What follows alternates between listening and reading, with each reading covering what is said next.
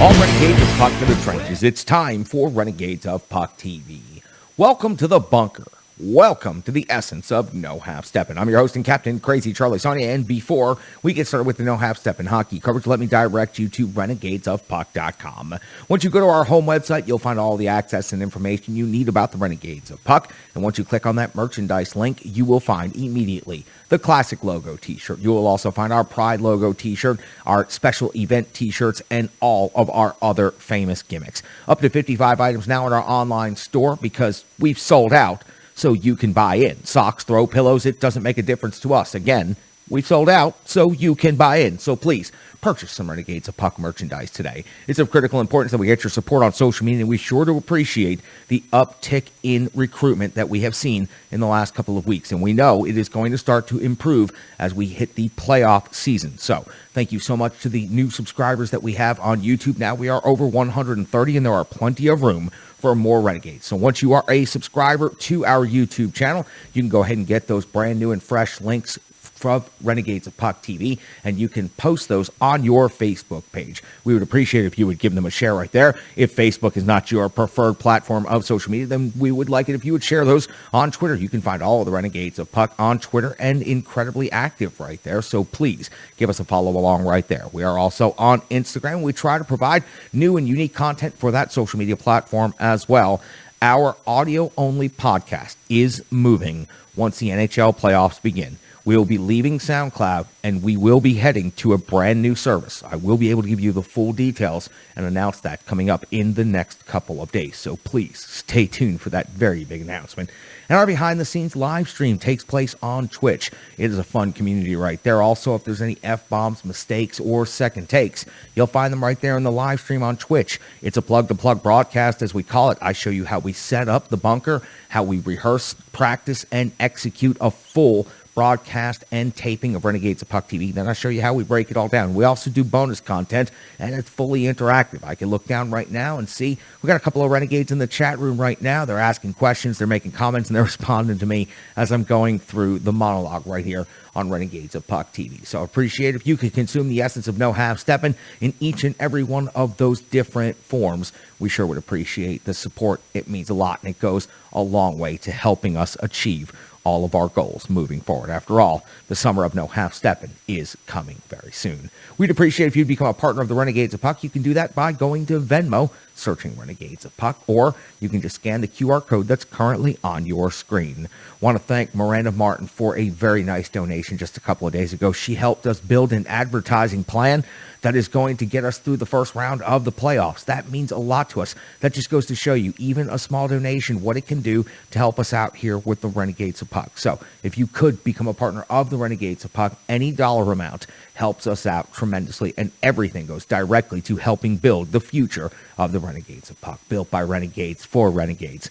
Thank you so much for all of your support. Now, I know you're here from the No Half Steppin' hockey coverage, so it's time that I deliver the goods. It's operation number 644 for the Renegades of Puck. That is right, show number 644 in our 11-plus year history. On this date in hockey history, the Nashville Preds currently find themselves in fourth place in the Central Division after 81 games played. They have a record of 45, 29, and 7. They have 97 points. On the road, where their next and final regular season game will take place, they have a record of 20, 15, and 5, a goal differential of plus 15. Now, the standings for the Central Division are all set and basically locked in. The Colorado Avalanche have won the division. The Minnesota Wild are in second place with 1 game to go. The St. Louis Blues are in third place, 2 points behind Minnesota, so those two teams will meet in the first round of the Western Conference playoffs. The Nashville Preds at 97 points, then the Dallas Stars at 96 points, rounding out the division. Just because this next matchup is within the division,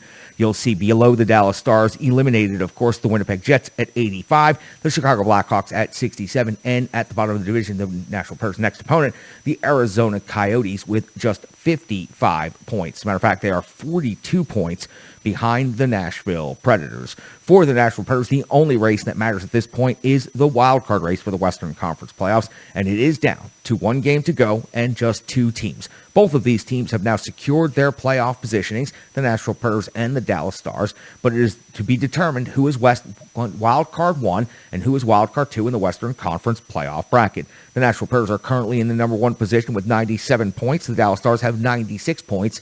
Each team will finish out their seasons tomorrow. The Dallas Stars will take on the Anaheim Ducks, while the Nashville Predators will be in Arizona to take on the Coyotes. Finishing in the number 1 wild card spot means a best-of-7 series against the Pacific Division Calgary Flames. Finishing in the number 2 wild card spot means finishing in a best-of-7 series against the Central Division winning Colorado Avalanche. The Dallas Stars and the Colorado Avalanche would be one hell of a series, and the Nashville Predators and the Calgary Flames would also be one hell of a series that I think a lot of people are actually anticipating, hoping for, and even looking forward to. Now, we have to wrap up the regular season before we can get to any of that, though, so let's talk about, for one last time this season, the Arizona Coyotes. They have a record of 24, 50, and 7, 55 points, 42 points behind the Nashville Predators on home ice. They have a record of 10, 27, and 3, and a goal differential of minus 107. I go back and look at the most recent play, which is a stretch of 5 games for the Coyotes. Back on April the 20th, it was a 4-3 overtime loss versus the Chicago Blackhawks. On the 22nd, it was a 2-0 loss versus the Washington Capitals. A 4-23, it was a 5-4 overtime loss versus St. Louis Blues. On the 26th, a 5-3 win at Minnesota, and most recently a 4-3 overtime win at the Dallas Stars. So the Arizona Coyotes finishing out the season by beating a couple of playoff teams, so the Nashville Predators cannot take them lightly. The Preds get 1 point. They guaranteed themselves wild card 1. If the Preds fail to get any points in this game, then they will have to rely on Dallas losing to end up as wild card 1. So the Nashville Predators do still control their own destiny and do still have just a little bit of business to take care of. Now, they should be able to handle that business, because when you look at the regular season series between these two teams, it was back on November the 13th when the Preds defeated the Arizona Coyotes 4-1 at Bridgestone Arena.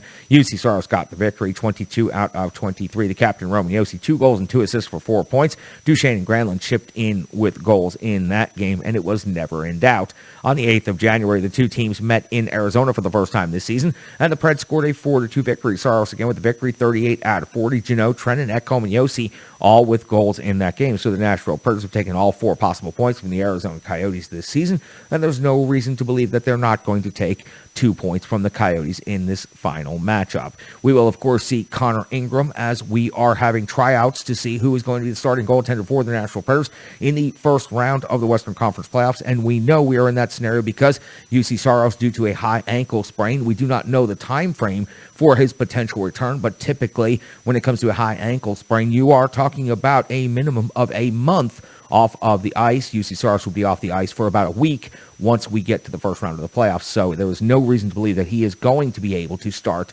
game 1 of the playoffs. So it is down to Ingram and Riddick. We'll get to their stats in a minute. Luzon, also some good news kind of under the radar today.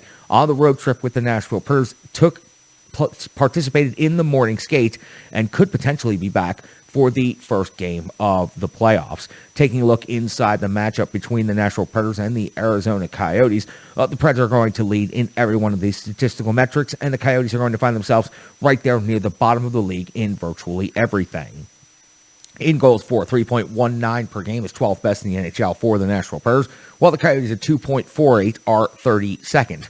Goals against, the Nashville Predators are now at 3.02. That number has really fallen in recent weeks. 17th in the NHL, while the Arizona Coyotes are giving up 3.77 per game. That is 30th in the league. In shots for, the Preds are 24th. They've been down around that number all season long, 29.7, while the Coyotes are 32nd in the league at 25.9. Shots against, 21st in the league for the Nashville Predators, 32nd in the league for the Coyotes. In the power play, the Preds are 5th best in the NHL, 63 out of 256 opportunities, 24.6% on the season, while the Arizona Coyotes are rated 30th in the league, 28 out of 199 opportunities, only 14.1% conversion on the season and in the penalty kill. The Preds are 18th, while they've given up 59 power play goals against on the season is because they have been shorthanded so many times.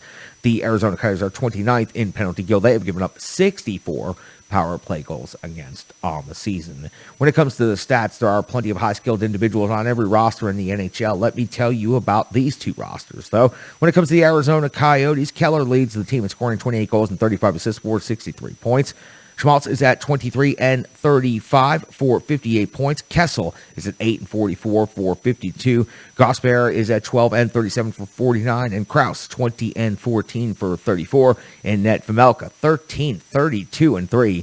A save percentage of 900 and a 3.60 goals against average. Those numbers are just terrible. For the Nashville Predators, led by the captain Roman Josi, in scoring 23 goals, 72 assists, 95 points on the season. And yes, it is unlikely that he is going to get to 100 points, but against the Arizona Coyotes, one of the worst teams in the NHL, there is no saying what the captain Roman Josi might be able to pull off with one 4-point game against them already this season. Matt Duchene, second on the Nashville Predators, in scoring 43 goals, leads the team, 42 assists, equals 85 points. So he now also ties Paul Kariya for second all-time in Nashville Predators single-season scoring. Forsberg at 42 goals and 41 assists for 83 points. Granlund, 10 goals and 53 assists for 63 points. Ryan Johansson's at 25 goals and 37 assists for 62 points. And let me give you the numbers for Connor Ingram getting the start in Arizona. He's got a record of 1-1 on the season, a .906 save percentage, and a 3.02 goals against average. And the updated numbers on Big Save Dave Riddick after the victory in Colorado, 6-3-4, a .886 save percentage, and a 3.57 goals against average. We'll get into a lot more of that discussion about how we think things are going to play out when it comes to the first round of the playoffs and how we think John Hynes is going to deploy his netminders moving forward. A whole lot to talk about. Stay tuned. We've got the full game recap coming up right now. It's now time for the Rebirth Sports full game recap. Rebirth Sports, you can find them online at rebirthsports.com, or you can check them out on social media, on Instagram, on Facebook, and on Twitter. And I can tell you right now, there are Renegade couriers currently being dispatched across the landscape with more secret deliveries from Rebirth Sports. Had a chance to talk with the crew over at Rebirth Sports in the last couple of days, and they are just incredible people. They're great partners, and they also make a great product. So let me tell you a little bit about that. You see me right now wearing the Renegades of Puck 3rd jersey. You also see on the screen different examples of jerseys I've worn all over the place. The home jersey and the road jersey, of course, for the Renegades of Puck, but in league play for the Mighty Drunks, winning Stanley Kegs, skating in the Wish Cup and other various charity events and tournaments, and also skating on Lake Nokomis and the United States Pond Hockey Championships. Wherever I go, wherever I skate, the conversation always comes down to where did you get those threads, and I always start talking about Rebirth Sports. I love having that conversation because I believe in the product and I believe in them as people. I am so happy to have been in business in partnership with Rebirth Sports over the last couple of seasons. Stick taps, love and respect to Doug and the entire team at Rebirth Sports. Please reach out and see how they can help your hockey operation today. They are not just jersey makers, they are hockey tailors, and they are really, really good at it. Appreciate you guys. Thank you so much. Now, let's get to that Rebirth Sports full game recap. All the way back to April the 28th, the year 2022, when the Nashville Predators were taking on the Colorado Avalanche in Denver, Colorado. John Hynes deployed his lines in the following ways. Cunnin, Johansson, and Tomasino make up your first line. Forsberg, Granlund, and Duchene. Trenton, Sissons, and Jeannot, better known as the Herd line. Then you see Cousins, McCarron, and Olivier together. So yet again, another game without Eli Tolvanen on the ice. Josi and Favreau make up your defensive pairings. Ekholm and Carrier, Borowiecki, and Benning. Big Save Dave gets the start in net in favor of the injured UC Saros. 1:56 into the first period of this game, and it's Matt Benning off to the box, 2 minutes for holding, so the Nashville Predators starting off another game shorthanded immediately and also starting another game trailing on the scoreboard. Makar gets his 28th goal of the season, giving the Colorado Avalanche a 1-0 lead. It was a long shot through traffic right after a big face-off win. Didn't look like it had much of a problem finding its way to the net. 3:18 in the first period, we see Kemper come up with a save on Granlund at close range. At 6:46, we see Lekkonen's 19th goal of the season, giving the Colorado Avalanche a 2-0 lead. Another long shot through traffic. This time it was deflected, and also a very good screen being set by Lekkonen at the same time. 2-0 lead in favor of the Avs. At 7:31 of the first period, Olivier and O'Connor off to the box, 2 minutes each, and we see a 4-on-4 scenario. At 11:46 of the first first period, though, we see Matt Duchene scoring his franchise-leading 43rd goal of the season. It was a long change-up with Forsberg setting the screen. Looked like maybe Forsberg had gotten the tip at first, but no, Matt Duchene just flips the puck towards the net. It finds its way into the back of the net. Now the Colorado Avalanche are leading 2-1 in the first period. 14:32 of the first period. Riddick comes up with a save on Cogliano with the blocker. 16:47. Riddick comes up with a save on McKinnon from the low circle, and the Avs are just spending lots of time in the Nashville Predator zone, and they are generating tons of pucks towards the net. At 16:59, O'Connor's 8th goal of the season, giving Colorado a 3-1 lead, is a bit of a mystery and would take quite a bit of time to unravel. In my notes section for this goal, I actually just wrote a long string and series of question marks because I had no idea how anything had happened. But it appears that the puck would go off the captain, Roman Josi, would get lost in his gear momentarily, and then would trickle out right into a perfect shooting position for O'Connor to put into the empty net. Everybody stopped playing, everybody stood still, everybody lost sight of the puck, and then suddenly it's in the back of the net. That's the best I can do in unraveling this particular mystery.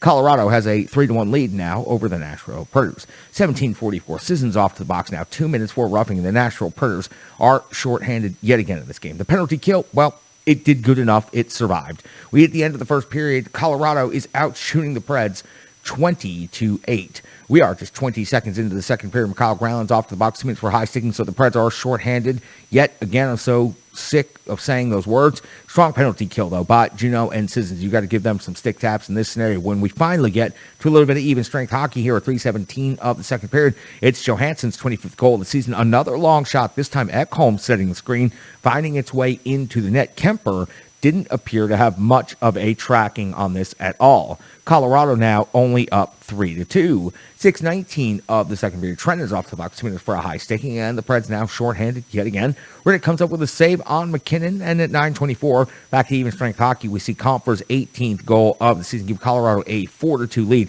Multiple attempts at rebounds. Comfer finally finishes the play off, giving the Colorado Avalanche back their 2-goal lead. At 10:32 of the second period, Riddick comes up with a save on Rantanen after a turnover. Already the 30th shot of the game that Dave Riddick has had to face.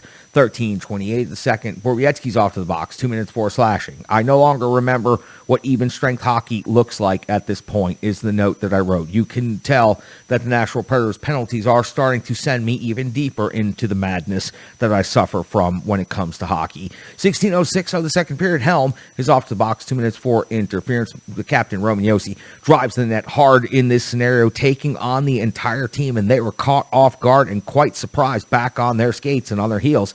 The puck goes into the net as the net is being knocked off. Initially on the ice, ruled as no goal. It was reviewed and determined to be a good goal. The captain, Roman Josi, with a Norris Trophy type moment in Denver, Colorado, in his 23rd goal of the season. Now, Colorado leads 4-3 at 18:15 in the second period. Layton is off to the box. 2 minutes for slashing. Kemper comes up with a save on Josi. Duchene cannot handle the hot rebound coming off of Kemper's pads. Colorado's out shooting Nashville at the end of the second period, 34-19. 52 seconds into the clean sheet in the third period. Big save. Dave Riddick comes up with a save on Kadri. 131. Riddick comes up with a save on Rantanen. It's a 2-on-1 situation. And then in such a bizarre scenario, the puck goes off the glass and rebounds up into the air, and big save Dave, trying to prevent another kooky goal from happening, almost knocks himself completely unconscious, crashing into the post while being completely focused on trying to catch the puck. What a situation and a scenario that would have been if Dave Riddick had knocked himself unconscious here trying to catch that puck. We move on. What a strange scenario this was. 4:11 in the third period. Matthias Ekholm's got a 6th goal of the season. It was a long shot. It hit the forward out high on the way in. It was a big face-off win by Mikhail Granlund, setting up the shot opportunity. The Preds tied this game up at 4 apiece. Highly impressive comeback by the Nashville Predators, but unfortunately, the momentum would be circumvented as Benning goes off to the box. 2 minutes for hooking. A bit of a makeup call as McKinnon would get called for holding the stick off of the face-off. We'd see a 4-on-4 for almost the entirety of the 2 minutes. We go to 8:09 in the third period, and Jeannot's got a good chance, and the herd line is bringing the jam. It's the first time I've honestly seen the line do that in some time, and I really hope it's the beginning of the resurgence of seeing those three players go in hard on the cycle and generate scoring opportunities. 14:09, we see Riddick come up with a save on McKinnon, and the overall intensity of this game has risen. There's compete level everywhere on the ice, all three zones. It's feeling a lot more like a playoff game than what is essentially a meaningless regular season game for, well, two teams that have already clinched playoff spots. It does mean something to the Preds, but it doesn't necessarily mean very much for the Colorado Avalanche. But these two teams are really getting after each other hard in the third period. It's becoming a much more enjoyable game as it goes along and it plays out. 15:31 of the third period, Riddick comes up with a save on Comfer, plus the rebound jam times two, the 40th and 41st shots on goal of the game for the Colorado Avalanche. At 17:16, Helms off to the box, 2 minutes for holding. Fabro with a good sell job right there, but if you get the arm up and around him, you're typically going to get called, but you've got to call out Fabro a little bit for the sell and a little bit for the embellishment on this one. Forsberg on the power play would hit the crossbar with a bomb of a one-timer. Forsberg all night long just trying to pull off special moves on this power play especially, but he would be denied by Kemper. We go to 19:55 of the third period. Riddick come up with one more save on Makar, putting the Preds into the overtime session, being outshot 44-34. But look at how much the Nashville Predators made up the gap. At the end of regulation, 44-34. Going into the third period, it was 34-19. So the Nashville Predators do a very good job right there at the end of regulation in the third period of competing. We go to the overtime session with the Nashville Predators picking up that point. That means the rest of their season is in their own hands and in their own destiny. 2:30 of the intermission over the overtime, so halfway through, Riddick comes up with a save on McKinnon's backhand opportunity. Sisson's doing a good job closing and keeping to the outside. 2:42 of the overtime, Kemper comes up with a save on Forsberg after turning Gerard inside out and almost posterizing him yet again. 4:03 of the overtime session. Forsberg then hits the post. So Philip Forsberg all over the ice and just dynamic in this game.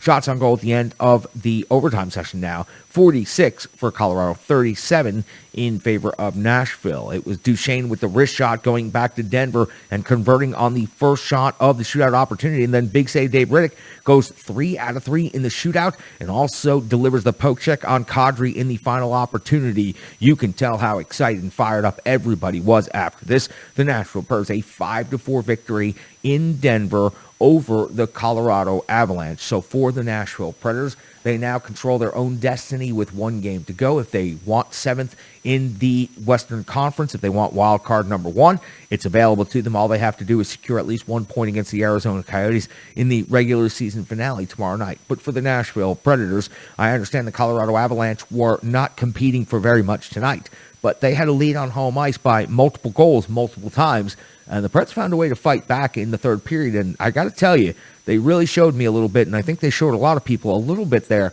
in the third period, that they can, when they stick to their game and they play physical and they play motivated and focused hockey, they can compete and they can skate with any team in the NHL right now. Now, can they beat any team in the NHL 4 out of 7 and do that 4 times over the span of 2 months? I don't know about that, but I do know when this Predators team is highly focused and they go out there and they play to their identity, it forces the other team out of their games. And the Preds have an opportunity to win regardless of who the goaltender is. We'll have more analysis on that coming up here momentarily. With the injury to UC Saros, of course, the big storyline going into these final 2 games of the regular season is big save Dave Riddick and Connor Ingram, who will earn the opportunity to start in the first round of the playoffs, with UC Saros having a high ankle sprain and probably not being available. Not officially, because no one's going to say anything until they absolutely have to, but we do believe that UC Saros is not going to be available for the first few games, at least, of the playoffs. So with big save Dave Riddick getting the start tonight, he picks up the win. He goes 42 out of 46 in this game. He also goes 3 for 3 in the shootout. And I've got to tell you, after looking a little rough early in the game and giving up a fluky goal and almost knocking himself out by sending himself into the post trying to catch a rebound, big save Dave looked really strong the rest of the game. He was competing extremely hard. As a matter of fact, he was fighting for his job. He was fighting for his career. He's a backup goaltender that doesn't have a whole lot of history. There's no doubt that he will find himself on the journey of NHL backups moving around the league, but he has an opportunity right now to be a starting goaltender in the NHL playoffs for a team that has an opportunity to compete.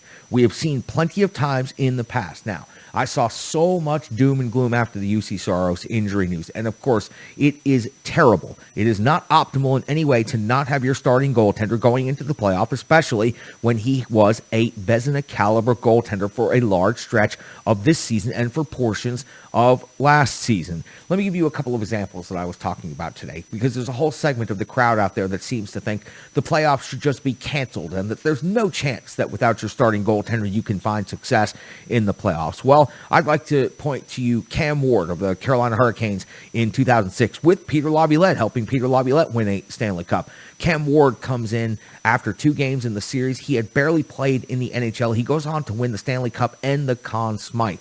There's a backup goaltender right there getting an opportunity, seizing the moment, and helping his team go all the way through. I could also point out to you Matt Murray with the Pittsburgh Penguins, who won the Stanley Cup just a couple of years ago. Or how about Anton Hudobin with the Dallas Stars, who took over for an injured Ben Bishop right before the playoffs started and got them all the way through to a Stanley Cup final berth. Or how about Layton, Michael Layton with the Philadelphia Flyers.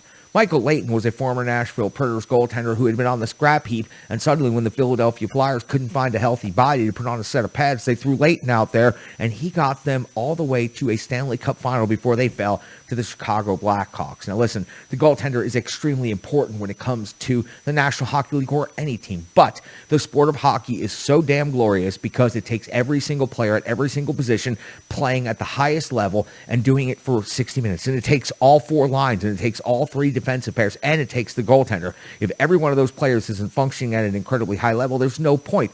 UC Saros may be a Vezina caliber goaltender with all of the skill in the world, but in the last month of hockey, his numbers have been absolutely abysmal because the team in front of him has not been very good. The team tonight in front of David Riddick, after the midpoint of the game, got much better, and it showed. They were competing much more, and that allowed Dave to do the job that he was required to do back there in net.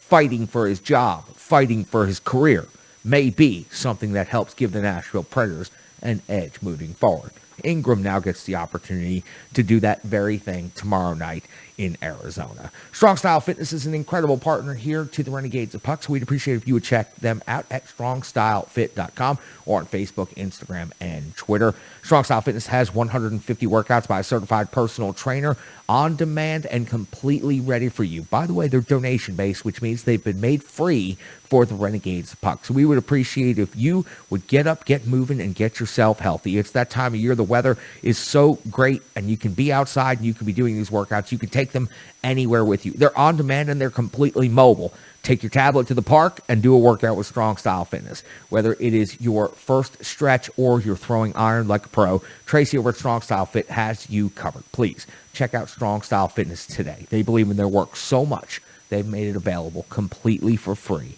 to you. Now that's no half-stepping.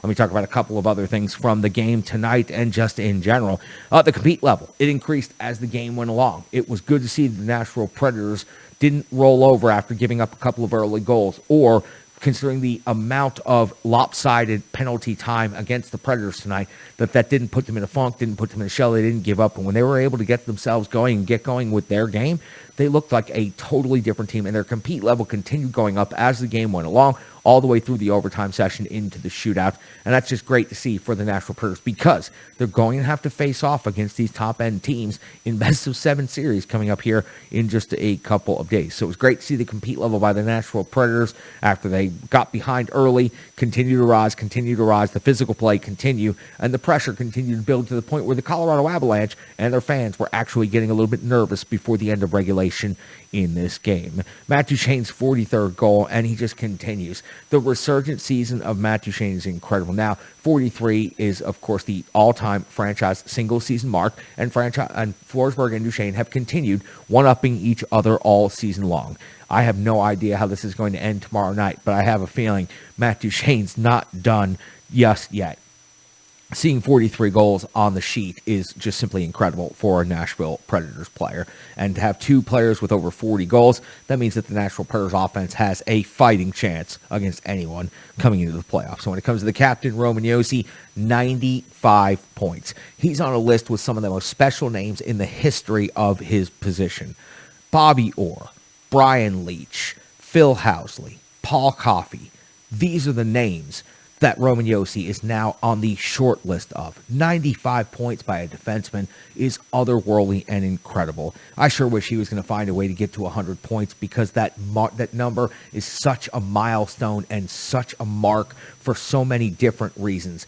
I don't think he's going to get 5 points against the Arizona Coyotes, but it wouldn't surprise me if the captain, Roman Josi, finds a way to get it done. One hell of an impressive season. 95 points. I enjoy talking about it. As a matter of fact, the Preds have 97 points on the season in the standings, and the captain, Roman Josi, has 95 points. Just going to talk about Filip Forsberg for a second tonight. He didn't score a goal, but he sure had the opportunity, and he posterized Sam Girard, turning him inside out. It's not the first time he's done that to young Sam Girard or to the Colorado Avalanche defenders. Now, for the Nashville Preds, it's a great sign to see Filip Forsberg skating with such confidence. Now, 42 goals on the season is highly impressive, and he has the ability to go on a run and a hot streak at any point in time. He's had playoff success before, so hopefully Filip Forsberg is just getting tuned up right now for a playoff success to come. Hit a couple of posts in this game and just missed a couple of other great opportunities. I think Filip Forsberg is just about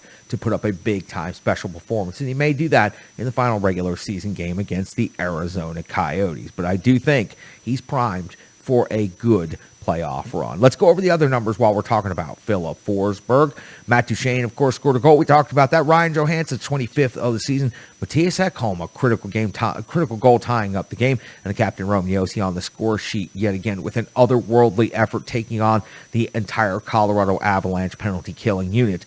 Forsberg had an assist. Granlund had 2 more assists in this game. Carey with an assist. Ekholm with assists. And the captain, Roman Josi, of course, adds an assist in shots on goal. Filip Forsberg led the team with 5. You also saw Yakov Trenin with 5 shots on goal. A host of players had 4. Carrier, Ekholm, Josi, all with 4 shots on net. In the hits department, Tanner Jeannot had 6 in this game. Mark Borowiecki also had 6. Borowiecki, we saw injured by a blocked shot briefly, did come back. Seems like he is okay. That is a tough place to get hit by a shot. So hopefully just a bruise and nothing that's going to keep him out of the lineup. But the Nashville Predators may go ahead and give him a night off, a maintenance day in the last game at Arizona. So sure do appreciate the effort that they put in there on the ice tonight. Sure do appreciate the Nashville Predators keeping these numbers nice and even for me to read out tonight. Roman Josi led the team in time on ice, of course, 28:06. Matt Duchene, the forwards, 20:52. So that pretty much gets you all caught up on everything that happened tonight with this game. That gives you the analysis, the stats, the opinions, and the box score. Just one more sponsor to tell you about before we close up the show, and that's Stripe Digital Solutions. Stripe Digital Solutions is an incredible partner here to the Renegades of Puck, and whether it comes to the logo on the wall that you see behind me or the crest that you see on the jersey, all of our t-shirts, our merchandise, our website, renegadesofpuck.com, our social media, all of that is being assisted by Stripe Digital Solutions. Just talked to Stripe Digital Solutions this week and started a brand new advertising campaign to help us get things moving in the right direction for the NHL playoffs and the upcoming coverage we're going to be doing here from the bunker. Believe me, you need a partner like Stripe Digital Solutions, so please check them out. StripeDigitalSolutions.com or Facebook, Instagram, and Twitter. When it comes to the modern business world, you need a partner that's going to help you manage all of the different eccentricities that come with running a small business. Believe me, you need the help. I needed the help, and I am so thankful that I get the help from Stripe Digital Solutions. Makes everything about the show so much easier, and I can tell you, since we've started our brand new ad campaign, everything that we were trying to accomplish is going in the right direction. All it took was one simple conversation with Stripe Digital Solutions, and I started seeing the results that I wanted to see. I think you can too. Check them out today, StripeDigitalSolutions.com. Milo is checking us out over on the Twitch stream. And remember, I've told you a couple of times, fully interactive now. So you can ask questions, you can send in comments, and you can also join the discussion right here on Renegades of Puck TV or on our Twitch feed. So make sure you're checking that out. I appreciate Milo, and I also appreciate all the other Renegades for jumping in the chat room tonight and having a conversation while we're recording this episode right here of Renegades of Puck TV. They're getting the information first. So Renegades of Puck, I know you want to wait for those fully produced, shiny episodes of Renegades of Puck TV, but come check out real broadcasting. It's certainly not pretty. It's real broadcasting over on Twitch, and I appreciate everybody jumping in the trenches with me. Now, let's close this thing out. The Central Division. Maybe you didn't realize this. Maybe you hadn't thought about it. Maybe you hadn't run through the numbers fully yet. But for the Nashville Predators, they were projected, of course, by almost everybody to finish outside of the playoff picture this season. And the Central Division, frankly, did not get quite enough respect when it comes down to it. When you look around, you see over in the Eastern Conference, each of those divisions have 4 teams in their playoff bracket for the Eastern Conference. In the Western Conference, the Pacific Division has 3 teams in the Western Conference playoff bracket, meaning the Central Division has 5 teams in the Western Conference playoff bracket. The only division in the National Hockey League to have 5 teams in the playoff bracket. So the Central Division, therefore, is the best division in all of hockey. The Colorado Avalanche will win the Western Conference best record, best points overall with 119. They'll fall just short of the President's Trophy winning Florida Panthers. But from the Colorado Avalanche through the Minnesota Wild, the St. Louis Blues, the Nashville Predators, the Dallas Stars, 5 teams that have clinched playoff spots and are ready to go. The Central Division doesn't get a lot of talk unless the Chicago Blackhawks seem to be playing well, which they did not at any point in time this season. I think it's time we put a little more respect on the Central Division. There's a lot of really good hockey being played right now by some really good teams, and there are some incredible superstar young players that are, frankly, ill-promoted by the National Hockey League. I mean, all I have to say is the name Robertson for the Dallas Stars. We all know who that is and how good of a player that is. Or Kaprizov when it comes to the Minnesota Wild. Or, hey, perhaps Forsberg and Yossi when it comes to the Nashville Predators. As otherworldly as those players are, they rarely ever get talked about outside of the Central Division bubble. So I think it's time for everyone to stop, take a look around, and realize the Central Division was a grinder this year. And for the Nashville Predators to find themselves currently in 4th place in that division and leading in the wild card 1 position, I think everybody needs to give them a little bit more respect and a little bit more credit than they have throughout this entire season. The point of an 82-game season is to qualify for the postseason tournament and to put yourself in the best position to move forward and win 4 rounds of best-of-7 series. Now, the Nashville Predators have done all they can this year to secure themselves a matchup that they feel they're going to be able to succeed at. Why do they feel they succeed at it? Because they are a similar build to the Calgary Flames, and the Calgary Flames have never proven anything with this particular group come the postseason. Neither have the Nashville Predators or John Hines.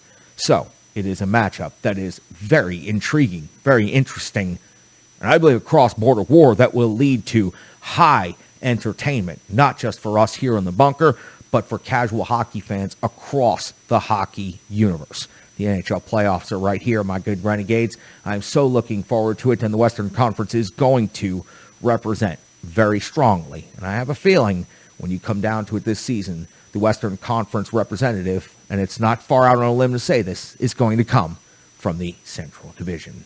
I miss all of my Renegades of Puck. I wish every one of them could have been here in the trenches tonight, but unfortunately, they've all got a lot of other things going on. So, for me, stick taps, love, and respect, Renegades. Sure to appreciate each and every one of you jumping in the trenches. Sure to appreciate any support that you can give right here to the Renegades of Puck. We put a lot into it, and we sure do take this seriously. So we sure hope that you can help us out by taking just a second and giving us a little bit of love on the internet. Thank you so much. It means a lot to me. I love you all. Stick taps, love, and respect. Have a great night.